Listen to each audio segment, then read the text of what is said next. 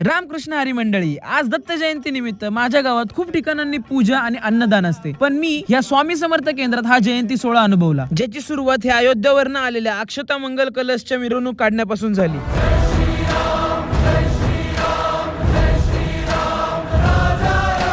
मग हा कलश स्वामींसमोर दर्शनाला ठेवला आणि दत्त जन्म सोहळ्याची तयारी सुरू झाली. पारायणवाले त्यांच्या गुरुचरित्रापाशी जाऊन बसले, अभिनयी तलवार काढली, पेटवली, महाराजांना ओवळलं आणि बाहेरच्या उमरापाशी नेऊन लावली. आरतीसाठी फुलांच्या पाकळ्या केल्या, नैवेद्याचं ताट सजवलं आणि बरोबर 1 वाजता गुरुचरित्रातला दत्त जन्माचा अध्याय वाचून जयघोष केला आणि आरती केली.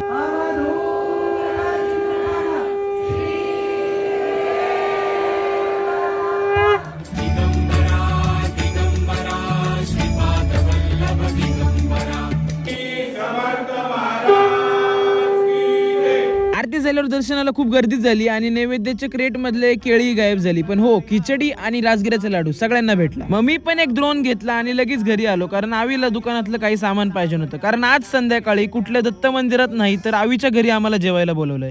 चल ना पटकन. ह्या निमित्ताने आम्ही सगळे खूप दिवसांनी एकत्र भेटलो, एकत्र जेवलो आणि नंतर जेवण छान होतं असं सांगून मी निघालो. तर अशा पद्धतीने ह्या वर्षीची माझी दत्त जयंती साजरी झाली. श्री स्वामी समर्थ.